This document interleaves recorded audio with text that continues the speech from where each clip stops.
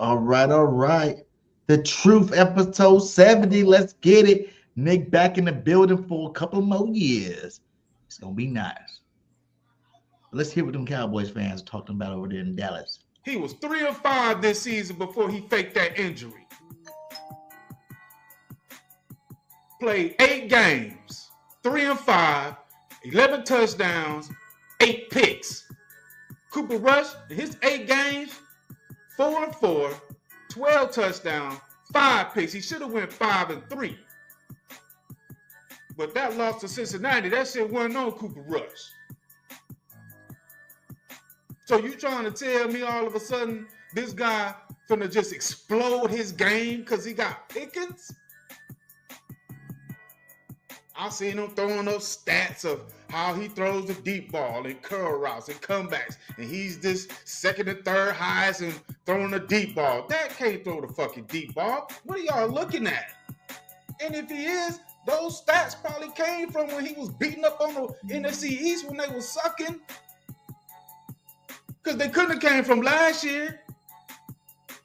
He was 11 touchdowns and 8 picks. So those stats they put up probably from the past, going up against garbage secondaries. Padded ass stats. That's why I call him Stat Pad Prescott. So y'all want to put up his stats and his numbers from the regular season.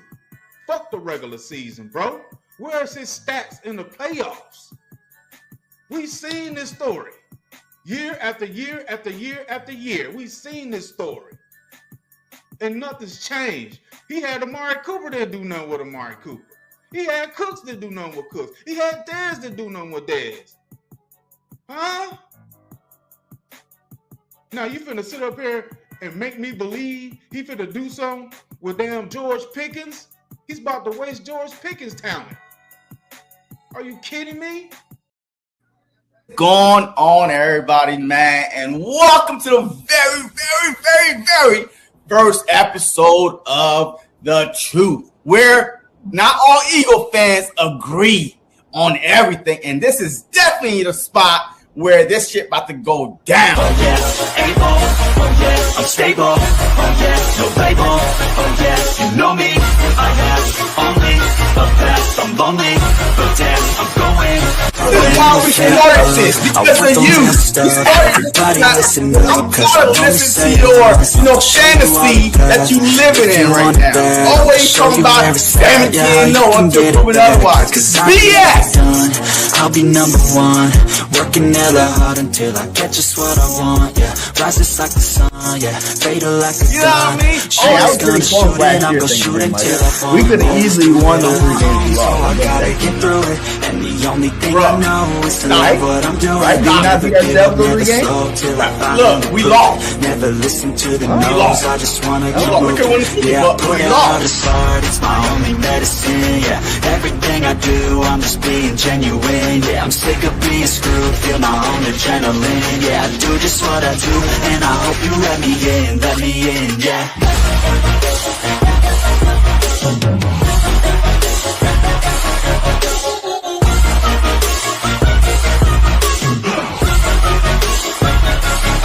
I'm grateful, oh yeah, able, oh yeah, I'm stable, oh yeah, no label, oh yeah, you. What is going on? What's going on, everybody? Welcome to episode 70 of The Truth. It's your boy BG31 in the building with my boy JC Sportstalk. How you doing today, JC? What's up, man? Nah, I'm good, man. You know, a Tuesday, football, I guess, is right around the corner in May, I guess, but I'm good, man. Huh? It's almost there. It's almost there. We're almost to the almost. Hey. We're almost to the almost. Yeah, I mean, I'm just ready for football to get started again. I know the players are been ready for football to get started again. Shoot, they've been ready since March. You know what I mean? So, but, Nick Sirianni, hey, he finally got what he deserves. Go ahead. I know we're going to talk about it. Let's roll. Let's roll, yeah. Nick Sirianni, our boy Nick. He got re-signed. Look at that face on him. He like, y'all thought y'all gonna get rid of me, but I'm still here, my guy. Nick Sirianni re-signed to a multi-year deal, man. I think it's well deserved. I think he deserved, every penny of the money he got. And I am so happy that he is our head coach. This is what they had to say about Nick over here. Let's see here. It says, as an organization, we have always thrived to create a championship culture of substance and success, sustained success. Nothing is more important to fostering such an environment that's having tremendous leadership. Nick has embodied everything we were looking for in a head coach since we hired him 4 years ago. His what's it say? Authentic style of leadership, football intelligence, passion of the game, and growth mindset has helped to bring out the best in our team. I'm excited for what the future holds for the Philadelphia Eagles, baby. How do you feeling, man? How you really feeling about this? Because a lot of us, I'm gonna say us, I was one of us. A lot of us, wanted him gone after the collapse. You did. I'm glad he did not leave. That's why we fans, and the big Jeffrey Lurie is Jeffrey Lurie. How do you really feel about this extension and how valuable is Nick to this football team? Yeah, man. Look, I mean, Nick Sirianni, man, we had to look at it, man.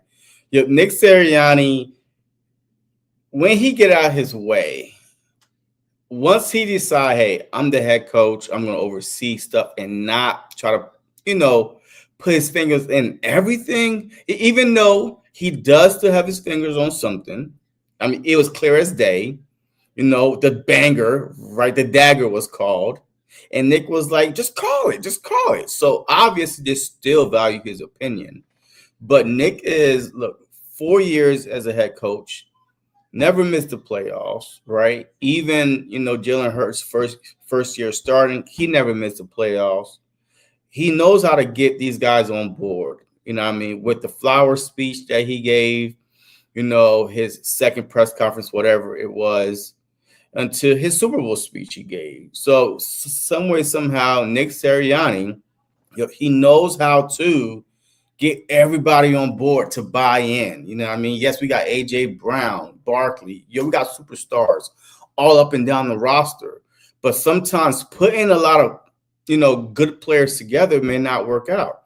But some way, somehow, he find a way, especially early on in the season when we were 2-2, heading, I'm coming back from Tampa, BTA our asses, And after that bye, he found a way to bring all these guys together, man. So Nick is definitely well-deserved of the multi-year extension.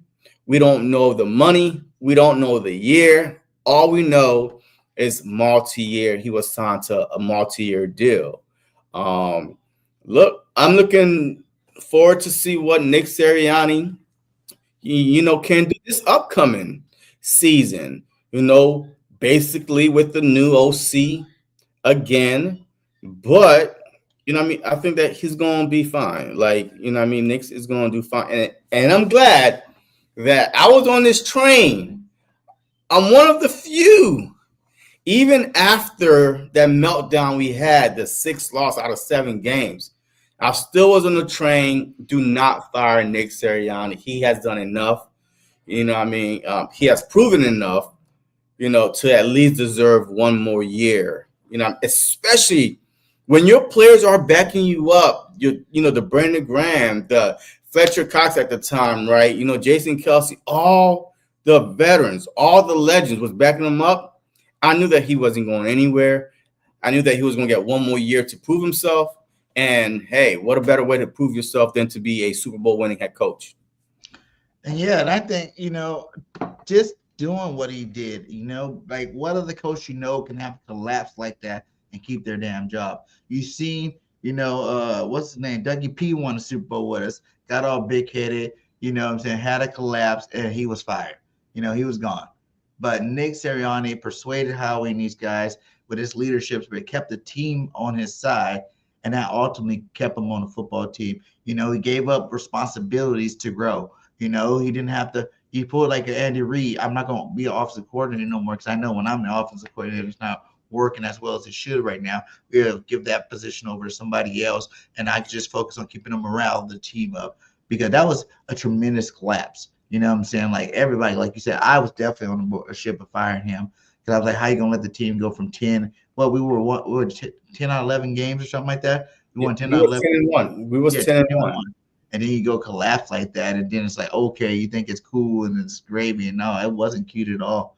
But like I said, he went to the playoffs every single year, so you can't fire some guy that's going to the playoffs every single year. And his winning percentage, man, his winning percentage is one of the best in the league, man. The best on all active coaches right now. You know, with the 54 wins in the first 4 seasons as a head coach, you know that's nothing to frown upon. Look at the names on that list. You know, you got George Seifert, you got Jim Harbaugh, John Harbaugh, and Mac LaFleur, you know, with 49. It's like we're 5 ahead of all 3 of those guys and Nick Sirianni. So he's the most winning coach in the last 4 years, and I think it was an honor to keep him back on his football team.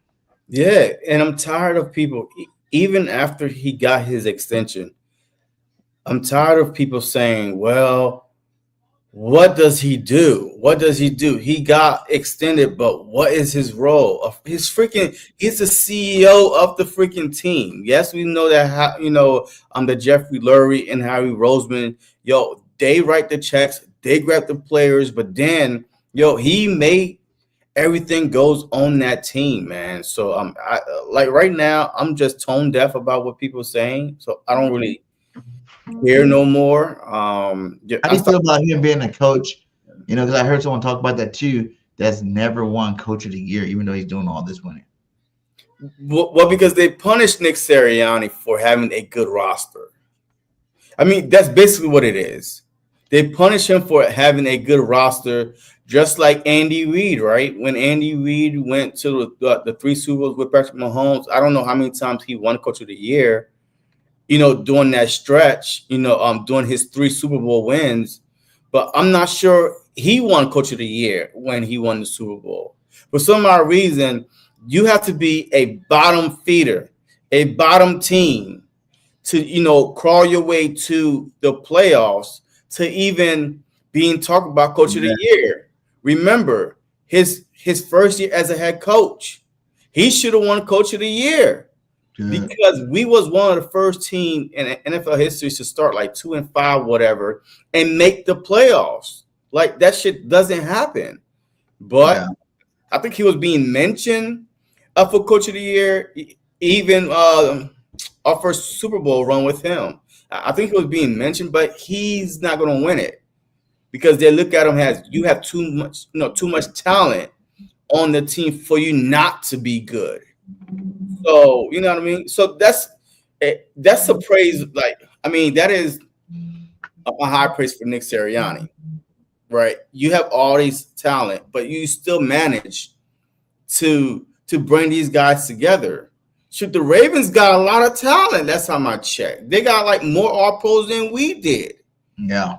Bounce, right? You know what I mean? So, like, just because you have talent does not equal championships. It does not. So you still got to have that person that knows how to bring everybody together. Just bring that talent together, make them play as one and see the bigger picture. Anytime you have players that is quoting what you're saying as a head coach, you're making an impact on them. Yeah, that's true. And now he's even starting to have his own little tree. You know what I'm saying? He got coaches that are under him that are head coaches for other people right now. You know what I'm saying? You got Shane Steichen, you got JG, you got Kellen Moore, all these coaches that are starting to become under the Nick Sirianni umbrella. You know, the Eagles have a lot of great coaches. I was talking to my friend the other day, and I was like, tell him, do you not realize every one of the top teams, for the most part, besides Shanahan and then maybe at a McVay or something, are all part of the, former coaches of the Eagles. You know what I'm saying? The Bills, their coach, former coach of the Eagles. Ravens, their coach, former coach of the Eagles. Kansas City, Big Red, former coach of the Eagles. Like all the Eagles tree really started back with Big Red and his tree, but all of them are all former coaches, that are leading the best football teams in the league right now. That's why we're part of the best organization in football, baby. Yeah, I mean, facts, man, facts. And it's, MC, Texan Eagle, look, I completely agree, man. I mean, the Shanahan, Dan Campbell, I mean, they had talent. They had a roster. Matter of fact, the year that the 49ers went to the Super Bowl, what, last year it was, Yeah. right before? Yeah. Yo, they had a lot of all pros, man. You know what I mean? So they had a lot of talent on that team, and they lost in the Super Bowl to the Chiefs. Yeah. But he was getting a lot of credit. Dan Campbell. For some odd reason, everybody loved Dan Campbell. He doesn't do shit. Like, oh, he's just like, "Rrr." But people don't look, they like that because he's Dan Campbell and he's not in Philly. I'm convinced if you're a player, a coach, a team in the city of Philadelphia, just get used to it. You will never get any credit. Never get any credit, never be celebrated besides within your own city. But outside of that, nobody cares. Nobody cares about you. Yeah, it's weird. I still think it's weird though. Like, what the hell? Let's say we have a super team now that we won, but before the season started last year, we weren't going to make the playoffs, even at 2-2. Even at 2-2, right? During our bye week. Man, oh my God, the media. Oh my man, they was going after the Philadelphia Eagles. Man, they was going after the coach. Nick Sirianni is not going to make it through half the season, they was saying. And then we won, and now all of a sudden it's like the super team and what they expected to win. They are the best, team. Man, whole bunch of stuff, man. So whole bunch of stuff. But it is what it is, man. I'm so used to it, man. I've been an Eagle fan for so long that I don't even care anymore. Like, I try not to let haters get into my skin. Like, my mental health is important. And if I go back and forth, especially on Twitter, God, I'll be freaking in an insane home. Come on, man. You here? What's going on here? Oh, boy. Another one of them days. Yeah, I know what's going on with my internet. One of them days, man. It's one of them days. I got it though. Hold on, I got it. Here we go. Can you hear me? Unfortunately, hear me? yeah. Hello? Yeah, I can hear you. Yeah, unfortunately, yeah. Anyways, we're back to it. I don't know, man. My computer's tripping. Anyway, a delay. So, well, congratulations to Nick. Another move that happened for our Philadelphia Eagles. We brought back Joe Douglas. What's your take on that? How do you feel about bringing Joe back into the building? Last time he was here, we won a Super Bowl. He's picked a lot of great players over there with the Jets, help build their young scouting community up.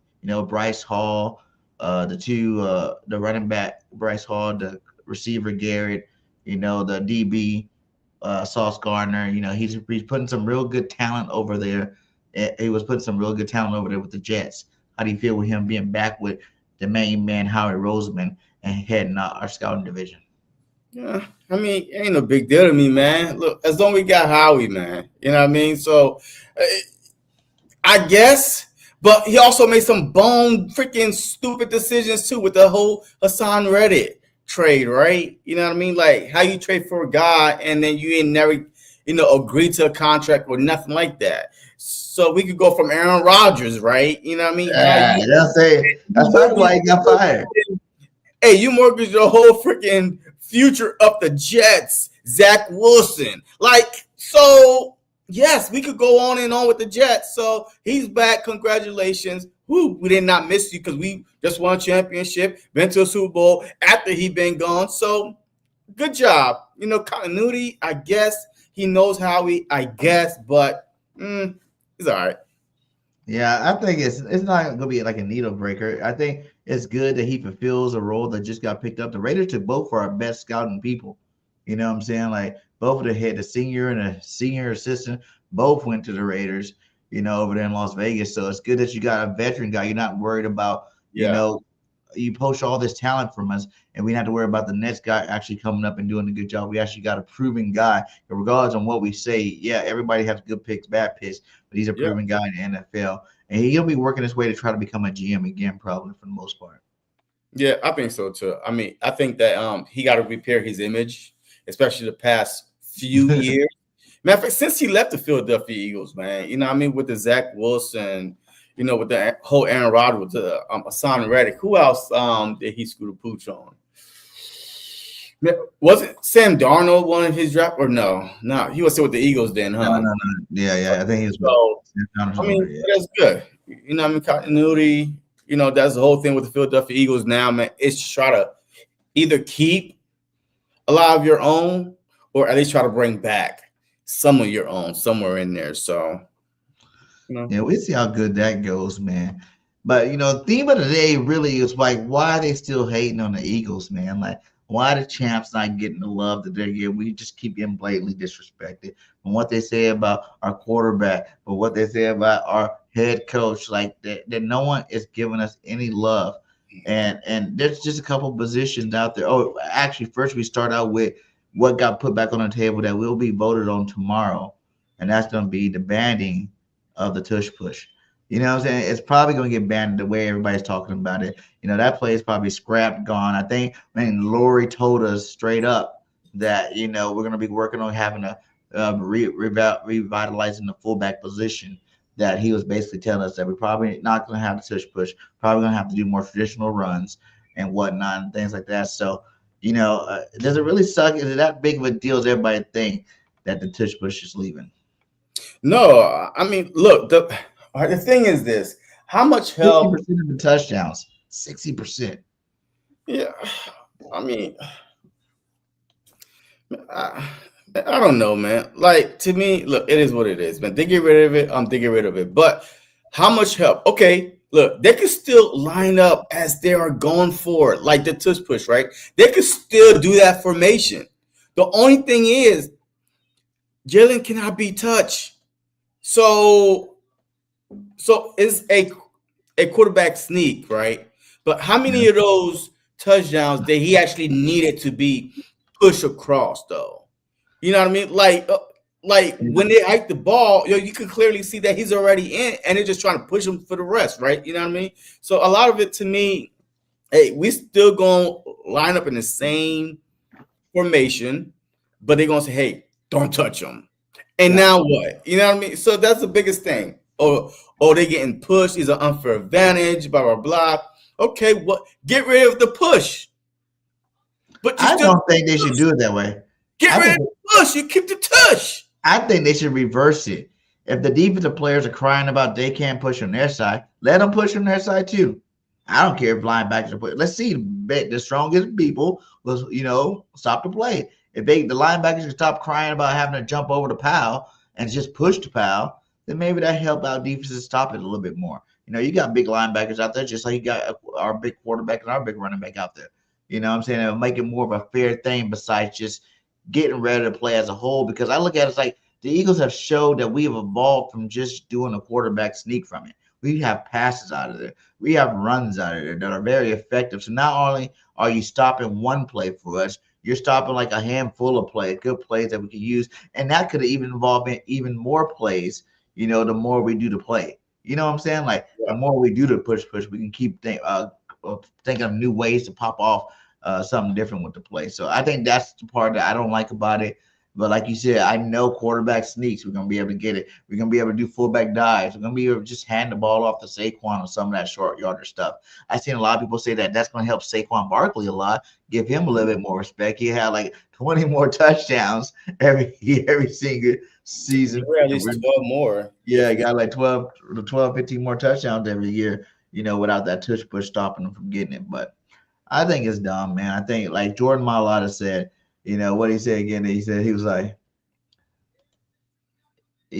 in terms of the banning the tush push, I hate that name, so I hope it gets banned. Stupid name. Like, let's just think of anything, the reason to freaking go out there and try to ban a play because we do it better than everybody else in the NFL, man. It's funny. But see, the problem is, like, they're not going to get rid of the play. They're just going to change the language of it. All right, they're just going to say, there's no more pushing. So, I mean, so the formation doesn't have to change. The formation does not have to change at all. It's still. But what you do in a play would change, because why would you still have your tight end and your receiver, I guess, still in the backfield with your that's fine. Like, that's fine. So just put them on the line or something, right? You know what I mean? So it's just going to be a traditional goal line, but we do have, Saquon Barkley back there, AJ Dillon. Now, You know what I mean? So yeah, so we still have, the best offensive line, in football. So the only thing they are taking away is you cannot push. But guess what? Our line is going to be more motivated now. They say, watch this. Y'all thought it was the push. It's actually, you got to have the players. We have the players to still make that quarterback sneak as effective without the push. I think it'd be cool to like bring some of them T formations or even wishbone out. Now you want to mess around. We'll still get 3 backs back there and do trick plays off of those if we need to. Look, now you got Corey Dillon. So you have Corey Dillon back there, with Wing T, and you have Corey Dillon, Saquon back there. Hell, you can throw one of these big boys. Who the hell is that? AJ Dillon, I mean, not Corey Dillon. I always get them mixed up. Corey Dillon's old school. AJ Dillon, news guy. Yeah. That's a big guy right there. Throw like a Jordan Davis or even Robinson, Ty Robinson. He plays some fullback. Throw him at the fullback spot. And then you get all mixed up, not sure what we're going to do out of that. So even if they take away one formation or even one play, I think the Eagles are smart enough to come up with something new. Oh, yeah, absolutely. Effectively. I think, like they said, too, the stats that we did with just normal quarterback sneaks were high anyway. But for those that, that could possibly be the end of the tush push, let's remember it for a second here.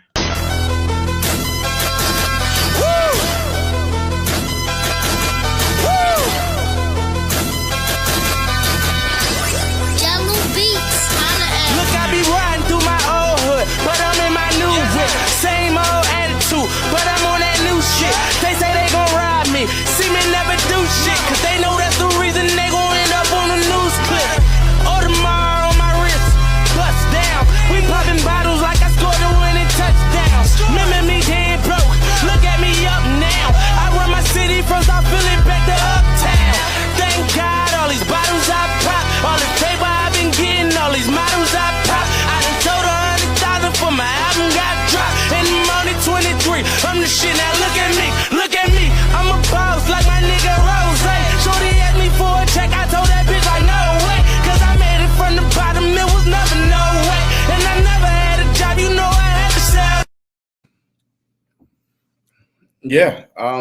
Dominate. Just get out of here. But you see what I'm saying? If you just change the rule where all those linebackers that were just jumping up on Powell get an opportunity to push. You know what I'm saying? That would be a dynamic part for the defense that might help them out a little bit more. I think our line's one of the biggest in the league, so it doesn't matter. But at least you're giving them a little bit more of a chance to stop the play more consistently than by letting them push you from the back. I don't like the whole who cares to push it because it's not a rugby play, it's a football play. And, you just got to deal with it. But I know the Packers are going to pay for even bringing this up again. Like, we cleared this up last offseason. Yeah, we just have too much talent on that offensive line, man. Even now, I think it's even going to be harder to stop, our short yardage offense. Because now, guess what? You could spread them guys out. And we already got the same offensive line, minus our right guard. We still got Jalen Hurts. And now you, as a defense, you have to get those guys that was trying to stop the shove. Now you got to spread them out too. So, I mean, it is what it is. I agree with you, Miss Shasta. Any changes to the play by the league will be used as bulletin board material for the offensive lineman. Facts. They're going to say, you don't think I can move you without? Yardage offense. Yo, they're going to be like, oh, shoot. Hey, guess what? They didn't want us to do the tush push right here. Now let's go goal line. Let's go offense. Let's go show them that we don't need that play to be successful. Yo, but even when Carson Wentz was here, we still was one of those teams that completed short yardage plays a lot. Fourth downs, we still went for it. We still was able to complete short down plays without the push. So that is true. And even before, even with Jalen Hurts, I think we had a higher year just doing quarterback sneaks than we did with the higher percentage than we did with the tush push the year after. So I get it. It is what it is. They're gonna do what they want to do with it. How do you feel about the league changing the division second round proposal they have where it's like division leaders, can go, but in the second round, it's the highest, Huh? What? highest winning percentage that gets you the higher seed in the second round of the playoffs. So basically eliminating the division. I don't know what Division you're winner. Division winners get the 4 division winners, 3 wild card teams. But after the first week, I think they said that it makes that language don't even make sense to me right now, because how could you change it to second round and not the first round? I don't think that's what they say. I think what they're trying to do is eliminate a 7 and 8 division winner to have a home game. So they're just trying to reseed it for. Well, it's because of Minnesota last year. They were mad that they had the same record as the Lions. But Okay, but they didn't win the division. So they had to go on the road with a higher record. So they're saying that it wasn't fair that even though they didn't win their division, they had to go on the road instead of being at home against a team with a lower range, basically. okay. Which it doesn't matter. They should have just won the game because they played Detroit the last week of the season. If you're really worried about it, you should have just won the football game and you didn't have to worry about it. But you lost the football game, then you got spanked the first round of playoffs. You know what I'm saying? So I don't even know why you're crying about it. But then look, but then I was thinking about this, right? If I'm a football team, I'm like, look, there's no way in the next 2 weeks we could lose, like we cannot make the playoffs. We don't care who we play. So let's just, throw a couple games. Now we're the lower seed. And now we go to the higher seed home as a better team because we did it to ourselves just to rest our guys. And now we go whoop on the higher seed. And now what? I think out of the 4 playoffs, didn't we do that? Well, we didn't technically get the bye, but we gave ourselves the bye the last week of the season. Well, it was the last week. We did it too, huh? Huh? We did it last year, huh? We didn't play our starters in the last week of the season. Yeah, last year we didn't because there was no way we could get the number 1 seed. But if you know that you're a better team and you rest the next, the last couple of weeks, try and get your guys ready for the playoffs, because the Philadelphia Eagles could go on the road or at home and still win. So now you're the higher seed now by default because we choose not to be a higher seed. We choose rest over trying to play, the last 2 weeks. And now as a lower seed, we go and beat you as a higher seed. And everybody's saying, well, technically the Eagles were better, but they didn't play the last 2 weeks. They prioritize health over seed because seed doesn't matter now. The seed doesn't matter, right? It didn't matter last year. But I'm just saying, so if they do go down that route, like you could take advantage of that. Yeah. You know that you could go on the road. At home, it doesn't matter. You are the better team. You got the better talent. You just rest up your guys to go ready for the playoffs. And speaking of better team, we both know that the Eagles are the best team in football. A lot of people they're skeptical about it. And there's some reasons that I think they feel like they're skeptical about it. Like you heard our boy, well, not our boy, but the boy Michael Parsons again out there running his goddamn mouth.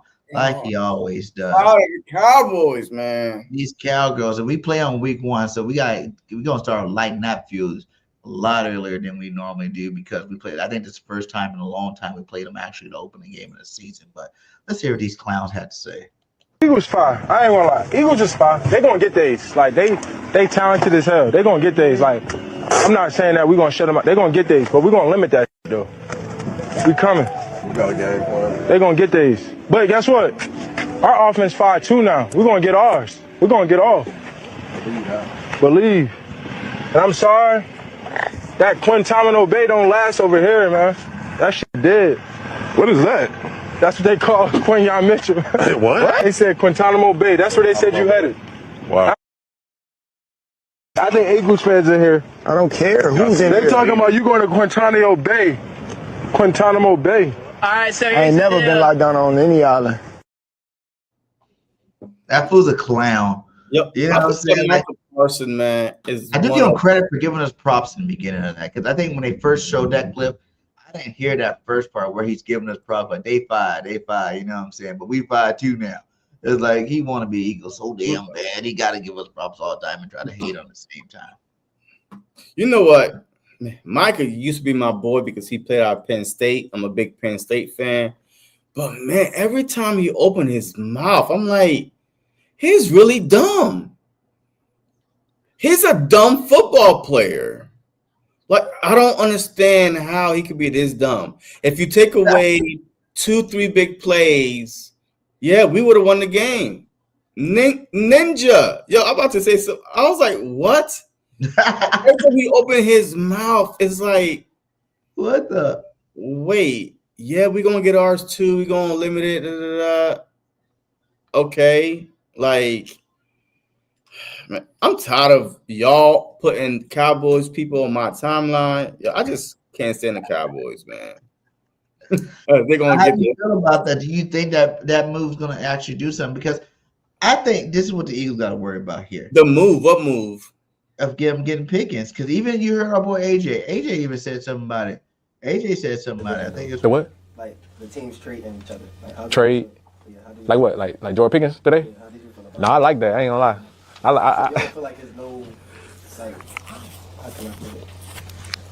No, Nothing that y'all have to worry about. No, I think that was a outstanding trade for them, right? I mean, that was a great trade for them. But the problem is this.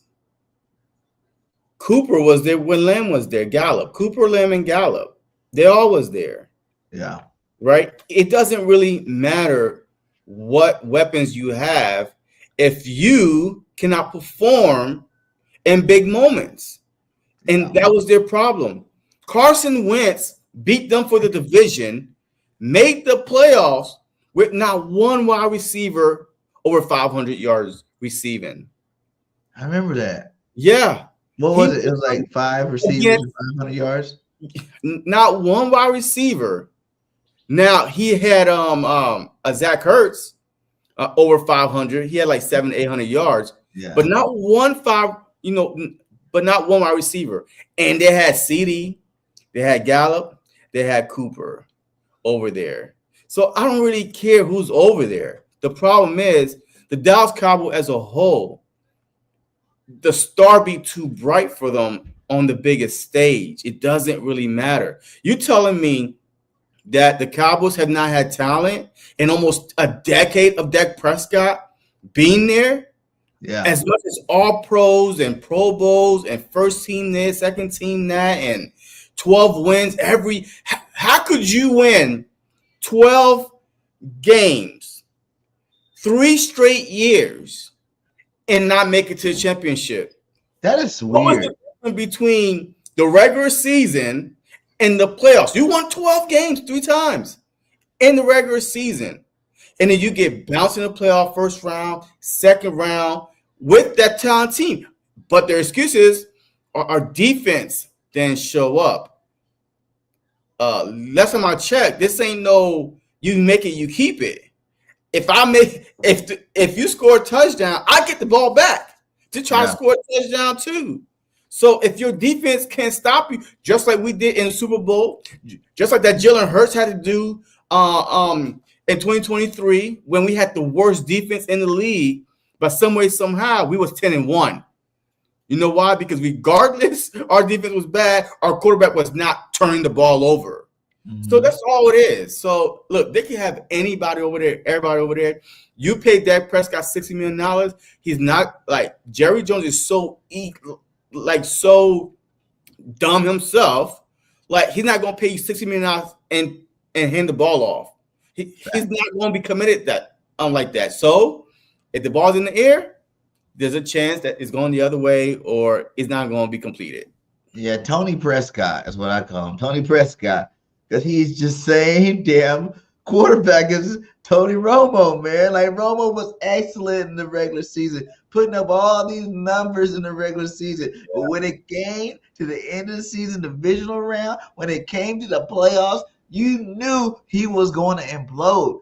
You know, it didn't know what part of the game was going to happen. He might start the game off hot, on fire, but you knew by that third or fourth quarter, you're going to see some Romo type shit out there. And that's what Romo did, man. He always choked the game away at the end. And it was just beautiful, man. It's beautiful. What could happen always happens with him. And I think that's the same unfortunate scenario for a Dak Prescott. You know what I'm saying? Like, he He had these great regular season, but when the lights are bright, he's out there choking. But that's a lot of these quarterbacks out there. They choke. Lamar Jackson we talked about. He's becoming a choker. You know what I'm saying? Like the Josh Allen's out there, Mr. MVP, over the last 2 MVP, they're becoming chokers. They're not getting the job done at the end. Stafford, all these guys. Well, Stafford won a Super Bowl, but all these other cats don't have a Super Bowl.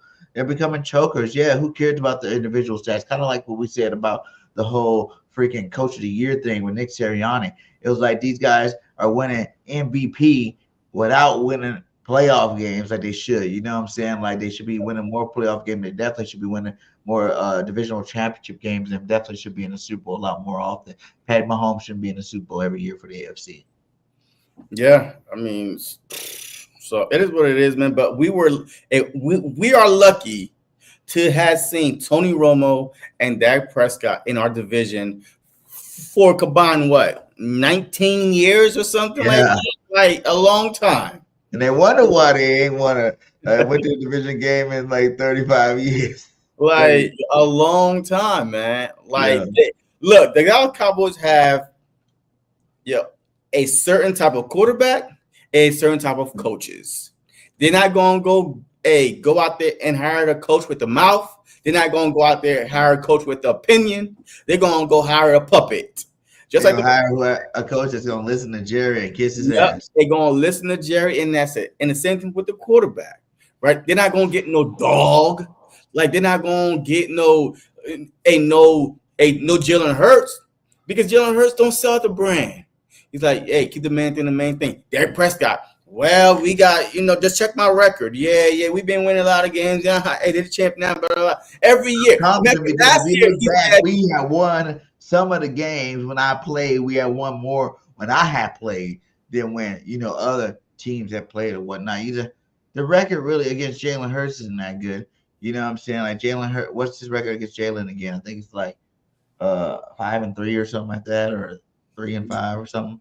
But his overall was 9-4 or whatever. But he played against other bums out there, other quarterbacks, Carson Wentz, the freaking Gardner Minshew's, those type of quarterbacks, So it is what it is, I do worry about 2 players. I think this defense is gonna really hinge on the play of these 2 players, like what they were saying about Michael Parsons and his Guantanamo Bay. How confident are you, that Quinyon is going to come back this year even better than he was last year? Are you 100% confident? Look at some of these receivers you got to go against. This is his slate this year.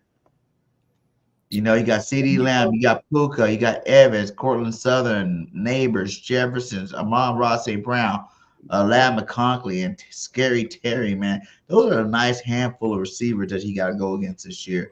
And he went against 5 of them already last year. Huh? He went against 5 of them. But then some of them last year, like we talked about too, Darius Slay was the number 1. He's the number 1 now. So he's going to get more attention with these receivers. Like, yeah, he did go against a lot. Remember we talked about some of those games. He wasn't even lined up against them the whole game. But now he is going to be that guy that's going to be on these guys all game long. So how confident are you that he's going to make that next step, and be able to go ahead and do what he did last year? He didn't give up a touchdown, until week 18 or 17 or something like that? Or was the playoffs even? Week 15. Yeah, 15. I think it was like week it was late in the season, right? Washington versus Washington. Yeah, it was late in the season when he did it. And then he definitely did get an interception into the playoffs. So do you think he picks up on the interception, still locked down all these corners the same way? I remember there was a thing, but the first 7 receivers couldn't even get over 35 yards. And CeeDee Lamb was one of those guys.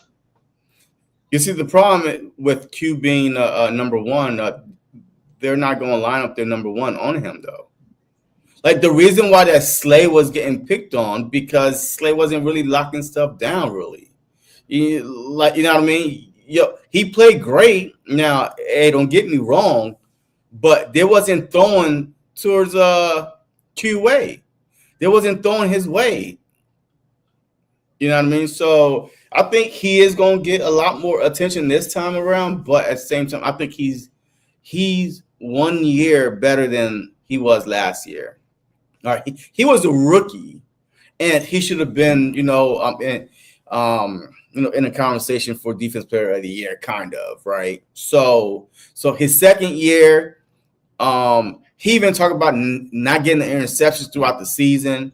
But I think that he's going to go into the season even better than last year, regardless if he's covering number 1 or number 2, which I really feel like that a lot of quarterbacks are not going to throw his way. He's still going to be covering the number 2 guy.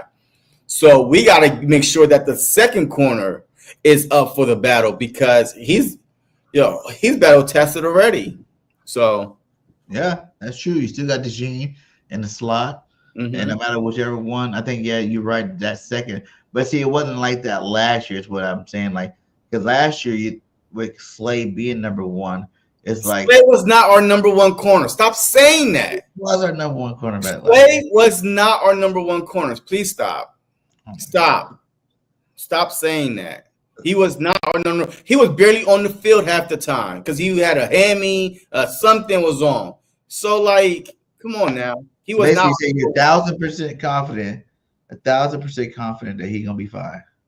Yes, I'm 1,000% confident that Q will be fine. Is our second corner that we have to worry about. All right. So I'm wondering if our second corner, let's just say, is getting cooked. You know what I mean? Like the first few weeks of the season, do Vangio move Cooper DeJean out there? Does he become our second corner and then trying to do something else with the slot? I don't know, but if our second corner is getting cooked, which I don't think they will, though, with the Dory Jackson out there, with Rango out there, with the depths behind them, I don't really think we're gonna be a Dory Jackson to me and Rango to me. Honest truth, I feel more confident with them than I did with Slay. Dang. Only because when Slay be looking back, he be like peeking into the backfield. People was running by him. I was like, oh my God, thank God that he was getting old. That's what I'm saying. He did not have the same catch-up speed no more, the same physicality no more. So right now, I feel good. I feel great about our cornerback positions, with Q on the, the second corner, whichever one it is. What percentage do you think? What percentage do you think it will be that the Eagles do what they're talking about in the news for now? Just speculation of going out. They didn't pay Slay, but they go pay a 30-year-old Ramsey from Miami and pay that large contract. I don't think we're going to go out and go get a corner. I think if there's one more move to be made, one more move, you already know what I think. It's Justin Simmons. You and Justin Simmons. If you bring Justin Simmons on the Philadelphia Eagles, only because he could be the center field. He's a true safety. I'm tired of beating this drum. He's a true safety. He does not get beat. He does not get beat. You know what I mean? And he could help these young guys, right? He could help a Makuba, right? I mean, he could be the Slay. You know what I mean? That Slay was with Q. Now he could be that for Makuba. You know what I mean? For a young safety. Or Sidney Brown even. You know what I mean? Yeah, Sidney Brown too. I mean, he's crazy all over the place. But Justin Simmons, man, with that veteran presence, that means that we would have a veteran presence all three levels. You know what I mean? From the defensive line, right? With the, young boys up there, Carter, Davis, Smith, boom, our linebacker, right? With Bond.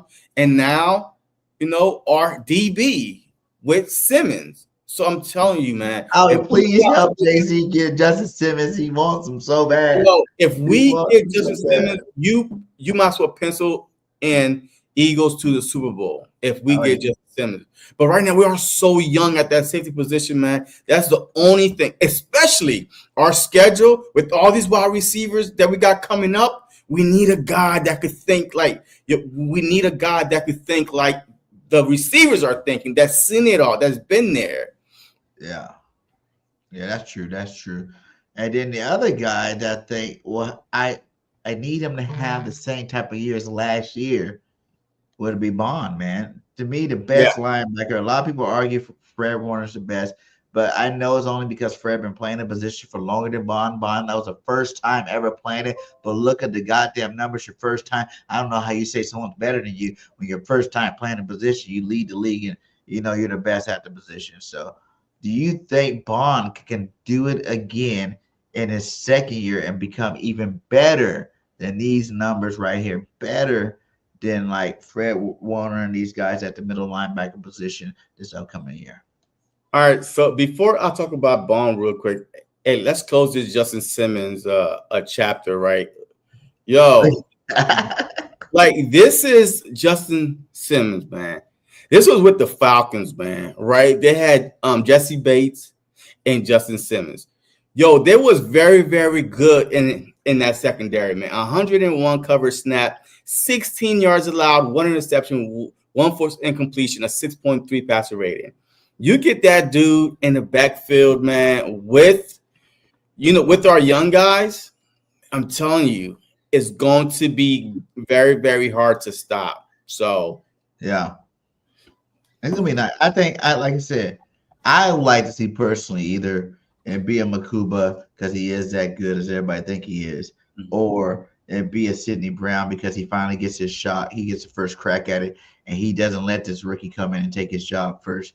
You know, he plays great. We end up trading him, and then Makuba started later, and we get some value for a Sidney Brown type cat later on down the line. But, you know, either way it goes, I think both of them are going to play.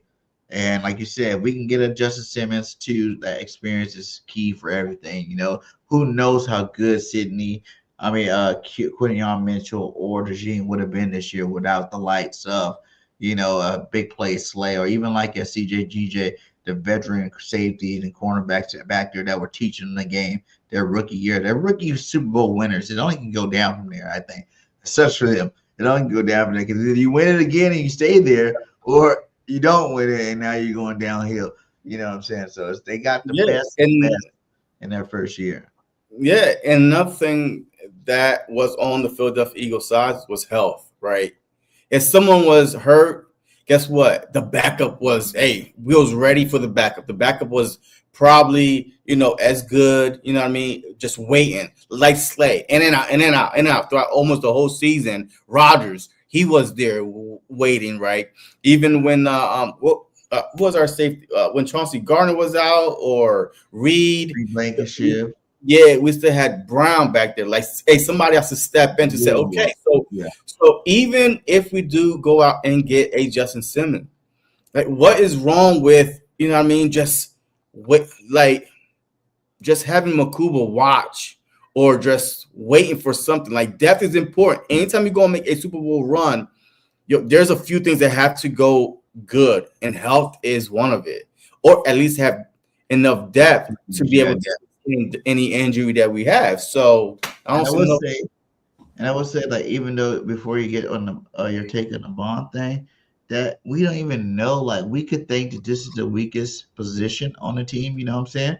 Like, you can think, the safety, that's the one I worry the most about, because you don't know about Makuba. You don't know if Sidney Brown's going to take that next step. You don't know if Sing's that guy, because Sing was good safety at Georgia. You don't know, but the flip side of that, they're all young, they're all talented. And what happens if all three of them thrive?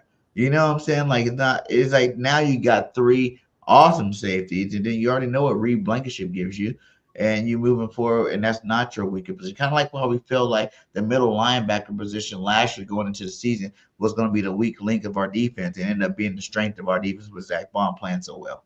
Mm-hmm. Yeah, I mean, with the whole Zach Bond thing, man, those numbers were crazy. They put it up again. I mean, those numbers were crazy. I mean, he should have won the Defense Player of the Year. Like, to change that defense from one of the worst defense to the number one defense in the league, and you were part of that reason, not just say, hey, I'm here, but your production.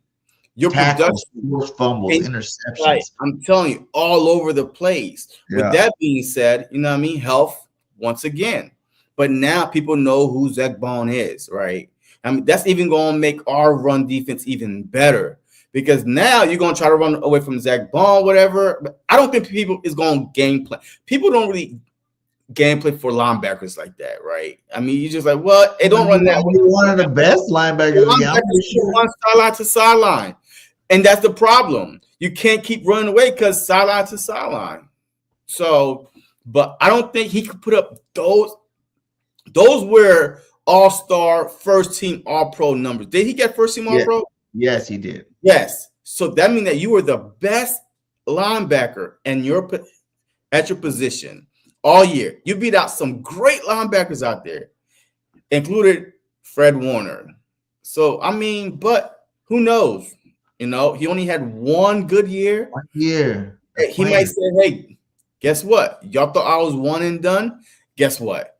Repeat. You know what I mean? Paid now like a star linebacker.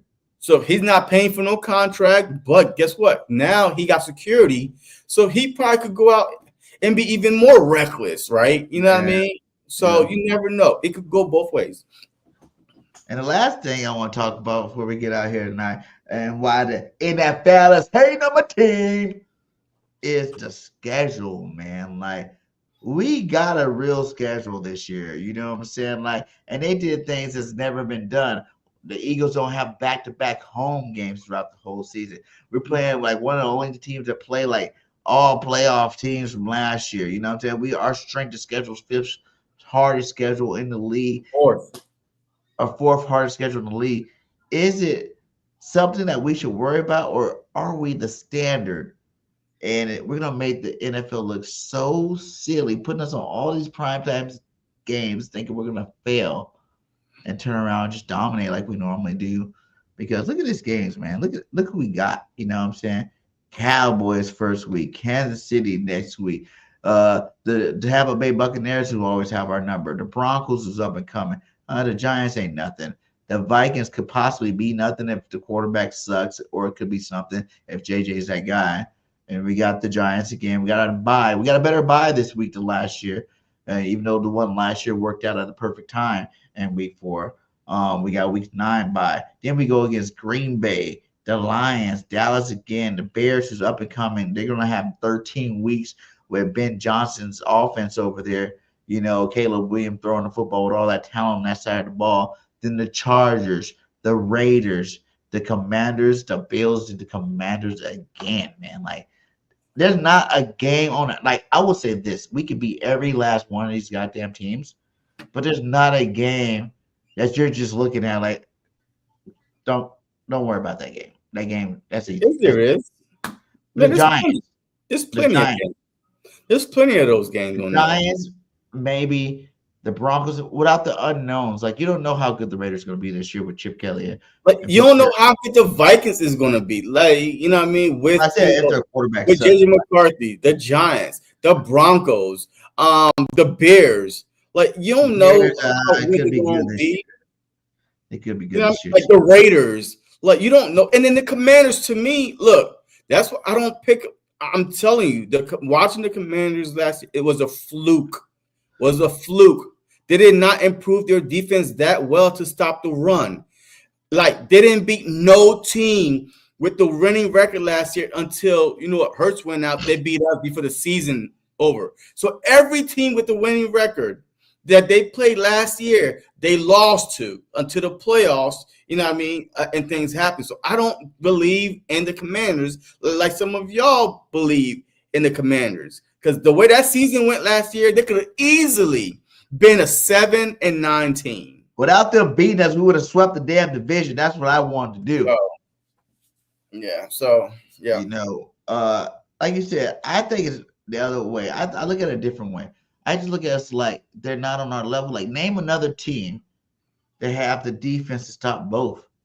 And we have, like, I don't even know another team in the NFL that got an all-pro quarterback, an all-pro receiver, an all-pro running back, all-pro offensive linemen, all like the big three, the quarterback, running back, receivers. You know, we got dual receivers, probably the best in the league. I think they're the best in the league. You got the best running back in the league and one of the top 3 best quarterbacks in the league. He's not 3, I don't believe. You know what I'm saying? So it's like there's not very many teams that have that. What are you going to do? Load up the box like Kansas City tried to do and Jalen Hurts throws all over your head? or you're going to stop the pass and Saquon Barkley run. There's not a lot of teams that got defenses capable to stop that kind of high-powered offense. Like I really feel like Chip Kelly's season that Chip Kelly was our offensive coordinator and our head coach, we had the most points scored in the season. I think it was 29.4 points a game. And I think that this year's team could possibly be better than that.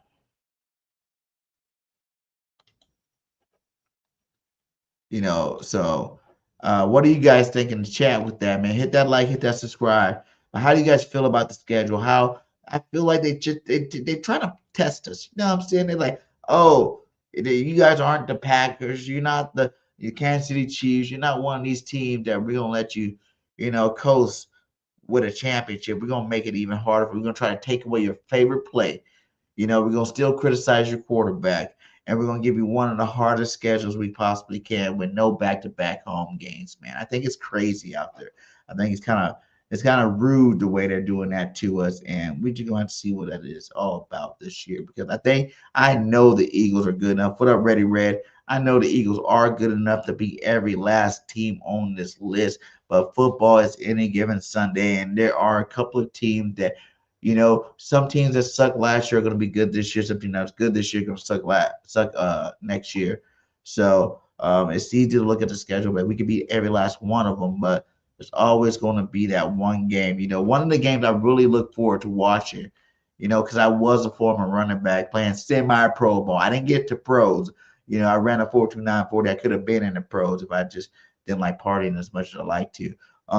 But this game right here, man, week 15, you got the number one running back going, rookie running back, to everybody thinks about to change the whole face of the Las Vegas Raiders, go against Saquon Barkley. So I just want to know how the people feel about this game. That's one of my favorite games I want to see, and that's that Week 15 Raiders, because I want to see how Geno does. Last time Geno did good with Pete Carroll. I want to see how Chip Kelly does.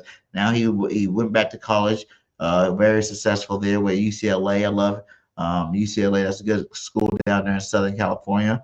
And now you're back with Pete Carroll as an offensive coordinator, something he should have came into the league as in the first place with that offensive mind of his. So I think, they got the talent now. They got one of the best tight ends in the game. And now you got this young running back that, we've been pumping out a lot of good running backs. And I think Gentry's going to be another one. I don't know how they hype up.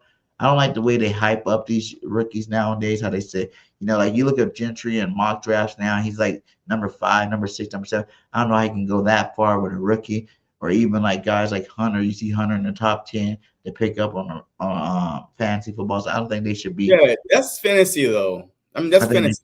Fantasy has nothing to do with like the real production as much, because a fantasy is like PPR, right? Like point per reception, right? Every time you touch the ball, you get double points. You could get points for the yards and the reception. So Bijan's really good in fantasy, but I don't know. I think he's one of the better backs in the league, but I don't think he's like elite. I think he's a good running back. I thought he's going to be elite, but he don't have the off the line like Eagles. I think if he came to the Eagles, we were to draft him instead of Jalen Carter, he would be elite because of our offensive line. But I don't think Atlanta had that offensive line, that talent on offense to make him fully elite. But I do see what they say. I see the talent. He is a really talented back out there. Even Saquon Barkley talk about how good Bijan Robinson is. But there have been a couple of backs over the last couple of drafts. Gibbs with the Lions, been really good. Kyrie Williams, Tracy last year with the Giants played some pretty good football. So we're getting some good backs out, but I don't like how they're just making these guys seem like they're going to be like all world their first year in the league this year. And Gentry have a possibility of doing it. The Raiders could possibly do that. So yeah, but I mean, like I don't look at their rankings as something like, okay, he's better than this running back. It's only because of fantasy, man. Look, man, it was like, look, the Raiders are going to be in a lot of games, so he's going to be on the field a lot compared to the Philadelphia Eagles, right? We might have a couple of blowouts, and now Saquon's on the bench, and he's like, dang, man, I just need a few more carries, So that's how fantasy works. People is like, the more sorry the team is, right? Any player to get it, like, yeah, he's gonna be in this game a lot of shootout, or hey, they're gonna. But last year too, the Raiders had Bowers, and I had him in fantasy, and he balled the fuck out too. Yeah, because they were in a lot of close games, and he was one of the few bright spot on that team. So that's how. But yeah, that's pretty much the way. Those are pretty much the main topic. Ain't too much going on here in Philadelphia right now. We talked about the new Joe Douglas coming back. We talked about Nick Sirianni. We talked about how they hate on the schedule. They hate on us, the push Tush. They hate on us saying that our cornerback's not going to be that main man. They're just trying to hate FC. And we're gonna see what happens. There's a long way of season. I think Howie still got a move or two left before the season started, before that week 1. We're not gonna dive into none of that. But hey, man, any final words before we get out of here? We're at an hour. Let's go ahead and get up out of here for this week, my brother. no, man. Look, the field. Look, the thing I like about the Eagle players are they all focused, man. I don't believe that this team is going to have a Super Bowl hangover. No, right? I didn't believe that they was going to come in the year, because they had a 10-1 start and then they collapsed. These players that we have on this team, their mindsets are different, right? Yeah. They don't let one thing carry over. So that's why I feel like there's not going to be no Super Bowl hangover. And we're just going to see what happens, man. This year, I'm just going to relax watching football. We just won a Super Bowl. Like, I could just enjoy football season and not have a heart attack. So I'm just going to relax and watch football, enjoy, and watch my team possibly do the impossible. Win back-to-back division titles, win back-to-back Super Bowls. I don't know, but I'm here for it. Ready, Ray, you're delusional. Y'all not winning nothing this year. Y'all should be hoping y'all can get past third place again, because the Giants are coming for y'all. They're going to be in second. They're going to be second. The Cowboys are going to finish second in the division. Look at you. I don't trust the Commanders. Look at you giving the Cowgirls love today. Yo, I've been told y'all that, man. Even the last time we had the round table with Chuck and them, I don't believe in the Commanders. The Commanders are fluke. And I said it all last year, and I'm going to say it this year. They are fluke. They won. They beat a lot of bad teams. You know what? The worst thing that could happen for the Commanders, they beat a lot of bad teams. They got far. And now their schedule reflect their win record. Y'all beat a lot of bad teams. Guess what? Y'all won so much games. Y'all get all second place teams. And then y'all play, this division, the North. And then y'all, you know what I mean? So it's not going to be a cakewalk like it was last year for them. Yeah, and all I got to say about it is, man, I ain't got no worries, because we are that team. We are the standard. We are the model of the NFL. And like you said, that whole mentality, if you look remember the 2 weeks before the Super Bowl, and everybody's wondering, how the Eagles going to play in this Super Bowl, You've seen all the photos of the Super Bowl pictures. Whenever you see the Chiefs players, they're all happy, like, oh, we're about to be dynasty, we're about to do this. Every time you see an Eagle, all the superstars have serious looks on their face, like, we don't care about none of that shit. We're about to come in here and whoop some ass. And that, like you said, that is the same mentality that went into this offseason. And to be honest with you, I don't know what's going to satisfy these guys. If a Super Bowl is not satisfying you, Super Bowl night, is that going to satisfy them? Or they going to be the same way? I don't think nothing going to satisfy. They try to be like Tom Brady. They might put a free team out there. They go on every time they get on the football field every year to be bringing home that trophy, and I ain't mad at them. So.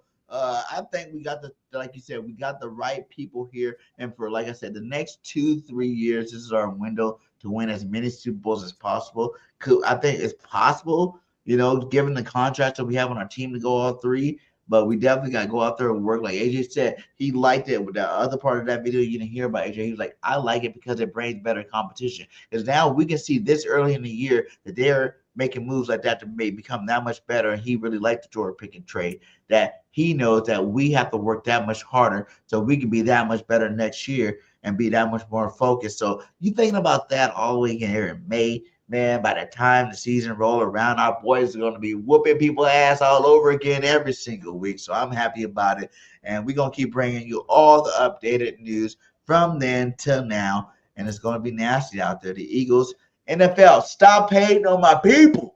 Stop hating on my people, because no matter the more you hate, the more we're gonna be great. And that's just how it works over here in Philadelphia. So fly, Eagles, fly. Well, birds. And we out. Peace. Stat wins definitively are a coach stat. In fact, they're the only